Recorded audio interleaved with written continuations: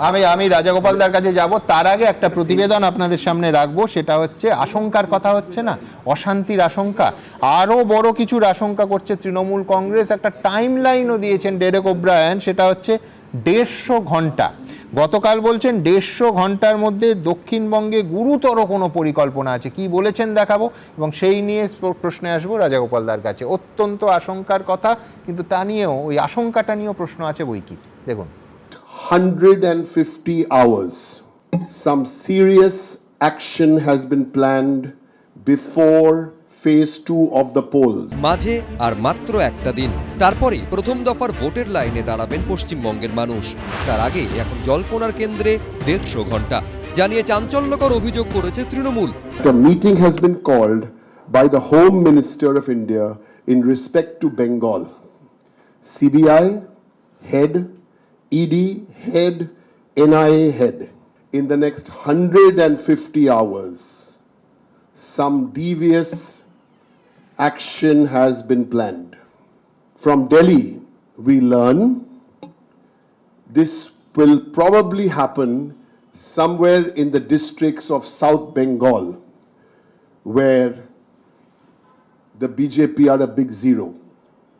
South 24 Pargona, North 24 Pargona, Calcutta, Howrah, Hooghly. পাল্টা কটাক্ষ ছুড়ে দিয়েছে বিজেপি। এখন এটা হচ্ছে সম্পূর্ণভাবে হেরে যাওয়ার আতঙ্ক থেকে এসব কথা বলছেন। আমরা ইলেকশন কমিশনের কাছে প্রথম দিন থেকে একটা দাবি জানিয়ে এসেছি যে পশ্চিমবঙ্গের ভোটকে অবাধ করতে হবে। এবার ভোট যদি অবাধ হয় তাহলে তো তৃণমূল কংগ্রেস জিততে পারবে না। এখন মমতা চিৎকার করছেন কারণ তিনি মনে করছেন বা শঙ্কা করছেন যে এখন table is turning. Which side of the table you are? And we think in Bengal BJP and TMC are on the same side, on the same boat. ঢাক ঢাক গুড়গুড়, খোলসা করছেন না কেউই, কিন্তু দাবি পাল্টা দাবি চলছে। দীপক ঘোষ, উজ্জ্বল মুখোপাধ্যায়, এবিপি আনন্দ। এর দুটো তুলনা রাখবো। একটা হচ্ছে আলিপুর আবহাওয়া দপ্তরের মতো, যে আগামী 48 ঘন্টার মধ্যে বজ্র বিদ্যুৎ সহ বৃষ্টিপাতের সম্ভাবনা। আর একটা তো ফিল্মি উদাহরণ দিতে হবে, যে 70 মিনিট হয় তোমারে পাস, চক দে ইন্ডিয়া ছবিতে শাহরুখ খানের সেই বিখ্যাত সংলাপটার কথা আপনাদের মনে আছে নিশ্চয়ই। ফাইনাল ম্যাচের আগে টিমকে 70 মিনিটের কথা বলেছিলেন পর্দার কবির খান। আর 1.5 দিন পরেই বিধানসভার ফাইনাল ম্যাচ। তার আগে তৃণমূলের রাজ্যসভার দলনেতা ডেরেক ওব্রায়ানের মুখে উঠে এলো, আপনারা দেখলেন খানিকক্ষণ আগে, 150 ঘন্টার কথা। ওই আরেকটা ফিল্ম ছিল 36 ঘন্টে, প্রায় সেই রকম, রাজকুমারের বিখ্যাত ছবি। ভোটের আগে যখন তৃণমূল কংগ্রেস 800 জন নেতা, বিধায়ক এবং কাউন্সিলরকে তাদের গ্রেফতার করা হতে পারে এই আশঙ্কা করে হাইকোর্টে মামলা করছেন কল্যাণ বন্দ্যোপাধ্যায়, তখন ডেরেক ওব্রায়ান বলছেন সেই একই দিনে যে তাদের কাছে নির্ভরযোগ্য খবর আছে যে কেন্দ্রীয় স্বরাষ্ট্রমন্ত্রী পশ্চিমবঙ্গ নিয়ে একটা বৈঠক ডেকেছেন। সেখানে সিবিআইয়ের প্রধান, ইডির প্রধান আর এনআইএর প্রধান রয়েছেন। এই 3 জনকে নিয়ে উনি বৈঠক ডেকেছেন। পরবর্তী 150 ঘন্টায় অত্যন্ত গুরুতর কিছু পরিকল্পনা করা হয়েছে। আর বিজেপি বলছে যে তৃণমূলই ভোট ভণ্ডুল করার জন্য দাঙ্গা লাগিয়ে পরিস্থিতিকে অশান্ত করার চেষ্টা করেছে। আমার পরবর্তী বক্তা হিসেবে রাজাগোপাল ধর চক্রবর্তীর কাছে আমার প্রশ্ন থাকবে, ডেরেক যা বলছেন একেবারে থ্রিলারের মতো শোনাচ্ছে, কিন্তু এর সঙ্গে তো প্রমাণ কিছু দিতে হবে, নয়তো মনে হবে যে অকারণে একটা আতঙ্ক ছড়ানো হচ্ছে। নাকি আজকাল ওই প্রমাণ দেওয়ার সব পক্ষের রাজনীতি থেকেই এসব জিনিস উঠে গেছে, আমি জানি না। রাজাগোপালদা কি বলেন? সুমন, দেখো যে তৃণমূল যখন নির্বাচনী প্রতিদ্বন্দ্বিতা এলো, তার প্রতিদ্বন্দ্বী ছিল কিন্তু নির্বাচন কমিশন। ঠিক, সমস্ত সময় কিন্তু নির্বাচন কমিশন এরা খারাপ করছে, এরা এসআইআর নাম বাদ দিচ্ছে, এদের আমি নাম বাদ দিতে দেবো না, আমি না এর কিছু একটা কথা বলবো না, আপনারা একটা কথা বলবেন, এসব উনি বলেছেন। নির্বাচন কমিশন যেন একটা বড় শত্রু। আমরা দেখেছি অতীতে যেই নির্বাচন কমিশনার আসুক না কেন, সবাই মনে করতো মাঠের রেফারিটাকে সম্মান দিতে হয়, কেউ কিন্তু একটা কথাও বলেনি। তার ফলে অতীতের নির্বাচন সম্বন্ধে কেউ কি বাম কি ডান কি যে কোনো পক্ষই কিন্তু হ্যাঁ ঠিক আছে, কেউ কোনোদিন বিরাটভাবে কিন্তু আমরা কিন্তু নিন্দে করতে দেখিনি। এখন যখন দেখা যাচ্ছে নিন্দে শুরু হয়ে গেছে, যে যা পারছে 2-4টে কথা বলে দিচ্ছে, হ্যাঁ হয়রানি তো ঘটেছে, কি প্ল্যানিংয়ের যথেষ্ট অভাব আমরা দেখেছি। কিন্তু এই নির্বাচন কমিশন খেয়াল রাখতে হবে যে একটা বিরাট দায়িত্ব নিয়েছিল, অনেক প্ল্যানিংয়ের ত্রুটি ঘটেছে এখনো পর্যন্ত। দেখুন, কখনো কেউ বলতে পারে না যে 100% পিসফুল, 100% আমি নিউট্রাল, এগুলো ঘটে না। কেউ যদি এসব কথা বলে সে বাজে কথা বলে। ঠিক, কিন্তু নির্বাচন কমিশনের নিয়োগের প্রক্রিয়াটাও তো পাল্টেছে। হ্যাঁ, সেই অনেক কিছু ঘটেছে। এখন ব্যাপারটা একদম, হচ্ছে এই বিরোধী জায়গায় দলনেতাকে দাঁড়িয়ে বাদ দিয়ে একদম আমরা যদি দেখুন 2:1 এখন করা দেখুন, হয়েছে। এখন আমি যেটা বলতে চাইছিলাম যে তৃণমূল ওই নির্বাচন কমিশনের সঙ্গে লড়াইটা ছেড়ে দিয়ে যেই সুপ্রিম কোর্টে গেল, সুপ্রিম কোর্ট কিন্তু নির্বাচন কমিশনের বিরুদ্ধে একটা কথাও বলেনি। সে বলেছে ঠিক আছে, বাদ বাকি কাজটা আমি করব। 142 নম্বর ধারা অনুযায়ী আমি কাজটা হাতে নিলাম। কাজটা হাতে নিয়ে কিন্তু নির্বাচন কমিশনের যে ত্রুটিগুলো ছিল সেগুলো অনেকটা রক্ষা পেয়ে গেছে। এটা কিন্তু মানে সুপ্রিম কোর্ট বাঁচিয়েছে, সুপ্রিম কোর্ট থেকে কোনো সুরাহা পেল না। তাহলে বোঝা যাচ্ছে নির্বাচন কমিশনের বিরুদ্ধে লড়ে লাভ নেই। যখন দেখা গেল যে বিজেপি একটা হাওয়া তুলে ফেলেছে, কোনো সন্দেহ নেই এক শ্রেণীর মানুষের কাছে, শিক্ষিত হিন্দু সমাজের কাছে বিরাট হাওয়া তুলেছে, এটা মানতে বাধ্য। এখন যেভাবে ভিড় হচ্ছে, যে কেন্দ্রীয় নেতারা আসছেন, নরেন্দ্র মোদী বা অমিত শাহ, অন্য যেসব নেতা আসছেন, ব্যাপক ভিড় হচ্ছে। আমি সোশ্যাল মিডিয়াগুলোকে দেখছি, আমিও গবেষণা করি দেশে বিদেশে বহু জায়গায়। আমি সোশ্যাল মিডিয়ার নানান কাজকর্ম এগুলো দেখছিলাম, তাদের ভিউয়ারশিপ দেখছিলাম। যে ভিউয়ারে দেখা যাচ্ছে তৃণমূলের পক্ষে ভিউয়ার, যে সোশ্যাল মিডিয়াটা তৈরি হয়েছে, খুব একটা ভিউয়ার নেই। যেখানে দেখা যাচ্ছে বিজেপির পক্ষে রয়েছে একটা ম্যাসিভ ভিউয়ারশিপ রয়েছে। ঠিক, কিন্তু সোশ্যাল মিডিয়া social দেখে media র নকল বড় করা যাবে না। কনফিউশন করতে social গেলে media- ভুল করবেন। তার কারণটা বলছি সব দলের ক্ষেত্রে প্রযোজ্য, যে প্রত্যেকের এখন আইটি সেলের খেলা হয়। আইটিসের খেলা থাকলেও অনেক দেখুন, একটা ছোটখাটো অর্গানাইজেশন দিল, সঙ্গে সঙ্গে বিশাল ভিড় হচ্ছে। এইগুলোকে আপনাকে ব্যারোমেট্রিক ইন্ডিকেটর দেখতেই হবে, উপায় কিছু থাকে না আমাদের কাছে। আমরা তো মানুষের মনে প্রবেশ করতে পারবো না কে কি ভাবছে। তার ফলে এই ইন্ডিকেটরগুলোকে আমরা ব্যবহার করি। এই ভোটে মানুষের ভিড়, সেন্ট্রাল মিটিং নয়, এগুলো তো এতে ঘটছে। এখন এই জায়গায় দাঁড়িয়ে ডেরেকের যে প্রশ্নটা আমাকে করলে, যে ডেরেক হঠাৎ বলে দিল 150 ঘন্টার মধ্যে আগে নানান কিছু ঘটবে। আরে বা প্রথম ফেজের তো 150 ঘন্টা অনেক দিন আগেই কেটে গেছে, 48 ঘন্টা বোধ হয় বাকি নেই। সুতরাং 150 ঘন্টা প্রথম ফেজে তাহলে কিছু ঘটছে না। বোঝা যাচ্ছে প্রথম ফেজের ব্যাপারে তারা বুঝে গেছে যে এই ফেজে আমরা কিছু করতে পারবো না, অর্থাৎ ফার্স্ট ফেজে আমি হার স্বীকার করে ফেলছি। যে ধরনের তথ্য আসছে তাতে বোঝা যাচ্ছে ফার্স্ট ফেজে কিন্তু তৃণমূল অনেকটাই পিছিয়ে, এটাই খবর আসছে। এখন সেকেন্ড ফেজটা যদি বাঁচানো যায়, তার জন্য এরকম একটা যদি ন্যারেটিভ তৈরি করা যায় যে সেন্ট্রাল গভর্নমেন্ট যা কিছু করবে, কোনো নেতা বললেন মিলিটারি আসছে, নির্বাচন করার সময় নাকি মিলিটারি এসে হাজির। আমি জানি না এই তথ্য, কিন্তু এগুলো মানুষকে তো বোঝানো হচ্ছে। এই যে একটা ন্যারেটিভ তৈরি করা হলো 100-150 ঘন্টার মধ্যে, এনআইএ, সিবিআই, ইডি, যতগুলো সংগঠন আসছে সবাই নাকি মিটিং করে। না, আজকের দিনে একটা হাফ অন্ধকার ঘরে বসে আমি কল্পনা করছিলাম যে 3 জন ডিরেক্টরকে ডাকার প্রয়োজন আছে কি সায়ন্তন? এই তো আমি বলছি টেলিফোনে নির্দেশ দেওয়া যায়। মানে আজকের এই পৃথিবীতে ন্যারেটিভ যে তৈরি করা মানে যায়, সবাই thriller বসে ছাড়া আর আছে, কোথাও দেখা ওরা যায়? একটা কিছু করছে, হ্যাঁ, পশ্চিমবঙ্গ এক second। ছাড়া ওদের কাজ নেই। হ্যাঁ। এইটা যদি বুঝিয়ে দেওয়া যায়, দেখো বাঙালিত্ব হারিয়ে যাচ্ছে, মাঝ ভাত। এখন দেখুন বিজেপি নেতারা মাঝে আসবো, কিন্তু যাই বলুন একটা নেটফ্লিক্স ব্যাপার আছে কিন্তু, আহ, যে একটা ঘরে বসে 3 জন মাথাকে ডেকে ব্যাপারটা ইন্টারেস্টিং। আর সেই তিনজনের যেহেতু এই ব্যাপারটাকে যে তিনজন বসেছে কিনা, আমি সত্য কথা কি, এটাকে ফ্যাক্ট বসেছে কি তারা আদৌ সংবাদ কোনো খবর নেই, কবে বসে তারও খবর নেই, শুধু আমাদের বলছি কোনো খবর নেই। কিন্তু একটা কল্পনায় ভাসিয়ে দাও, এরা বসছে, এরা এই করতে যাচ্ছে, এই অর্থাৎ বাংলাকে এরা শেষ করে ছাড়বে, বাঙালি অস্মিতা হারিয়ে যাবে। এইটা যদি বাজারে ছড়িয়ে দেওয়া যায়, তবে বুঝি সেকেন্ড ফেজটা যদি বাঁচে। এইটাই বোধহয় লক্ষ্য।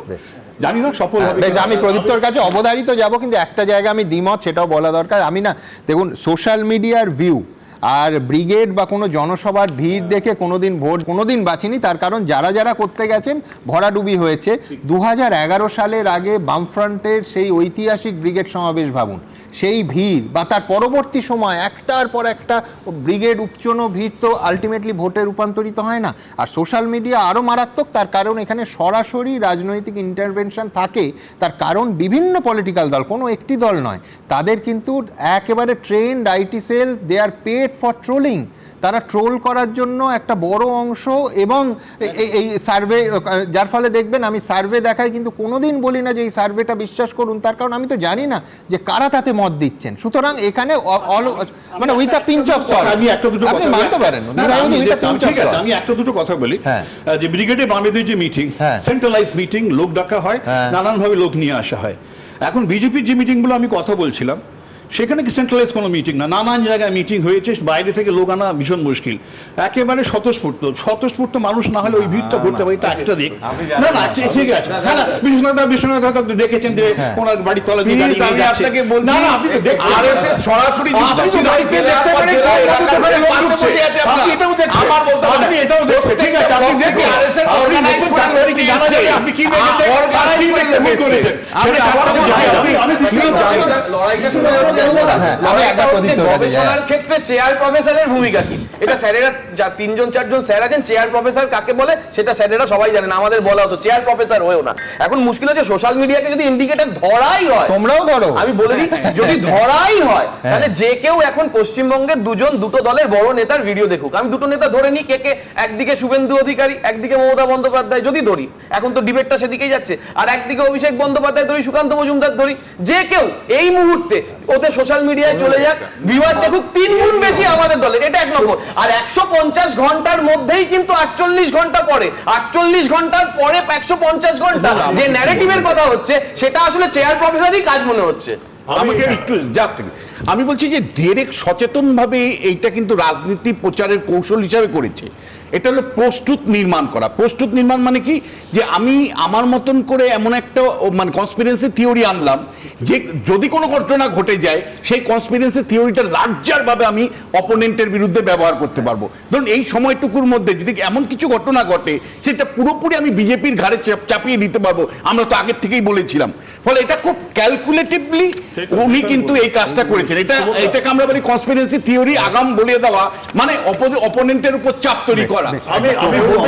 একটাই বক্তব্য, একটা হচ্ছে যে ইউটিউব বা ফেসবুকে তো এত ডেটা আছে, আমি সকলকে অনুরোধ করবো একটা ছোট্ট এক্সপেরিমেন্ট করতে। আপনি একদিন সকালে উঠে 3-4টে সিপিএম এর জিনিসপত্র দেখবেন রাজাদা যেরকম বললেন আপনার মনে হবে সিপিআইএম সব আসন জিতে গেছে। তারপরের দিন সকালে উঠে বিজেপির 4-5টা নিজে যেচে দেখবেন মনে হবে বিজেপি জিতছে। পরের দিন আমার বক্তব্য হচ্ছে এগুলো পুশ করা হয়, এটা এআইও নয়, ডেটাগুলো দেখা হয় আমি কোনটা দেখছি এবং সেই ডেটাটা দেখে রেখে দিয়ে আপনাকে ওটাই পুশ করা হয়। ফলে আপনারা যদি একদিনের জন্য আমি যেটা বলতে চাই সেটা হচ্ছে এই যে আলোচনা হচ্ছে না, প্রথমেই আমার বলা উচিত ছিল, প্রথমে বলতে পারিনি বিষয়টা, সেটা হচ্ছে কেন জানি মনে হচ্ছে যে সাজোয়া গাড়ি আসছে, হাল্লা, এটা কি শত্রু দেশের সেনাবাহিনী আসছে আমাদের দেশে? যেটা আতঙ্ক হয়ে রয়েছে, পাকিস্তানের সেনাবাহিনী ঢুকে পড়ছে, চীনের সেনাবাহিনী ঢুকে পড়ছে, আরে ভারতের প্যারামিলিটারি ফোর্স আসছে যাতে শুভময় দেওয়া ভালো করে নির্বাচনে অংশ নিতে পারেন, যাতে ওনার ভোট অন্য কেউ শাহজাহান বাহিনী এসে দিয়ে না যায়। ওই যে উনি মহাপুরুষ শৌকতের কথা বললেন, তারা যাতে জীবন তলায় গিয়ে অকারণে অশান্তি তৈরি করতে না পারে, তার জন্য আমাদের দেশেরই প্যারামিলিটারি আসছে, এটাকে স্বাগত জানানো উচিত। সাজোয়া গাড়ি আছে না। আরেকটা কথা, আরেকটা বলে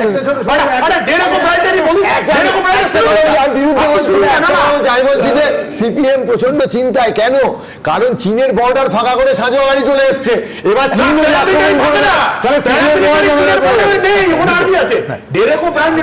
বিশ্বনাথ দাস সঙ্গে দ্বিমত পোষণ করছি। এগুলো হচ্ছে হেরে যাওয়ার আগে একটা ভূমিকা তৈরি করতে হয় না?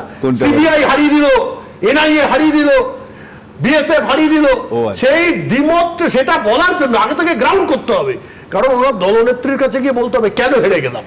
যেমন 2001-এ 4 তারিখে আমি চাইবো তুমি প্লিজ যদি আমার দলকে বলে দাও, আমি আর শান্তদা একসঙ্গে বসতে চাই এই জায়গাটায়, এই হেরে যাওয়ার কনটেক্সটে। নিশ্চিত থাকো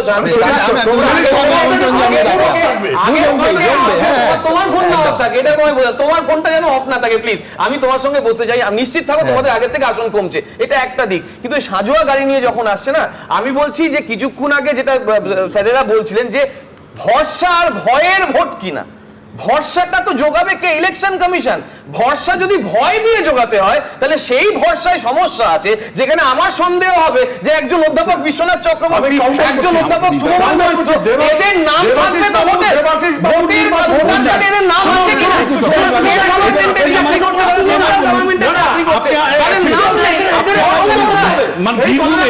বীরভূমে যে নেতা মানে কুচি কুচি করে কাটার কথা বলে, এটা কি ভরসা না ভয়? না, যে নেতা ঘর থেকে গলা আলাদা করে দিতে বলে তার থেকে কাটার ব্যাপারটা কি?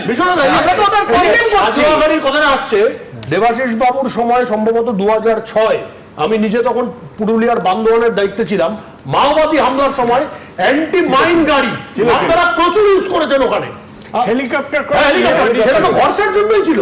মানুষকে ভয় দেখানোর জন্য ছিল। মাওবাদের সঙ্গে যদি মানুষের ভোটাধিকার তুলনা করা হয়, তাহলে খুব সমস্যা হয়। মানুষের তাদের ভাগ্যের সঙ্গে আমাদের ভোট যুক্ত, এবং কে ভাগ্য ফেরাবে সেটা প্রত্যেক নির্বাচনে ভোটের ইস্যু হয়, কিন্তু তাদের ভাগ্য আর ফেরে না। সেই তারাই এবার ফিরছেন একেবারে ভোট দিতে। তারা হচ্ছেন পরিযায়ী শ্রমিক। দুমুঠো রোজগারের জন্য ভিন রাজ্যে গিয়ে থাকেন যে মানুষগুলো, ভোট দেওয়ার জন্য তারা ফিরছেন তাদের ভিটেতে। যথারীতি এই পরিযায়ী শ্রমিকদের নিয়েও রাজনৈতিক তাল ঠোকাঠুকি একেবারে চরমে উঠেছে।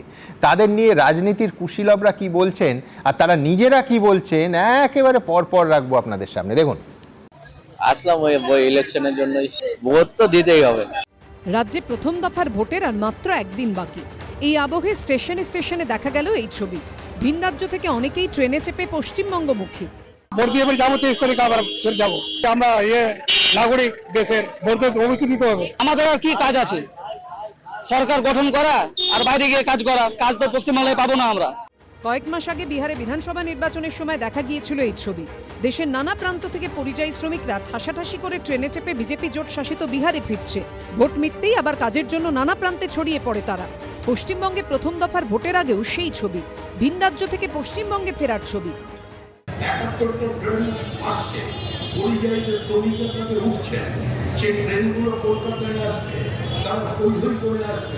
মুখ্যমন্ত্রী উন্নয়নের কর্মযোগে সামিল হতে আসবে, একটু অনুরাগের ছোঁয়া দিয়ে তারা আমার তাদের দিকে চলে যাবে।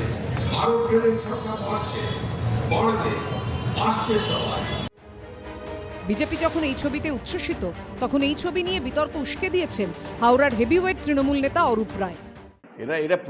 এরা পরিযায়ী শ্রমিক না অন্য রাজ্যের ভোটার, তাদেরকে এসে রিগিং করাবে সেটা আমি বলা মুশকিল।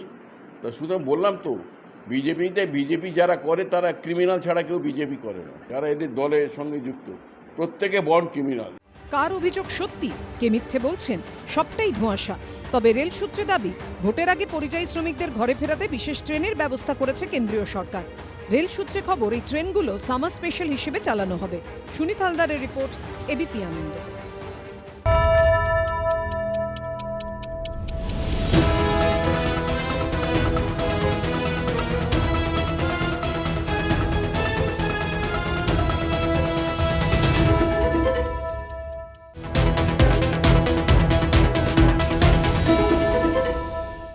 এবিপি আনন্দ, এগিয়ে থাকে, এগিয়ে রাখে।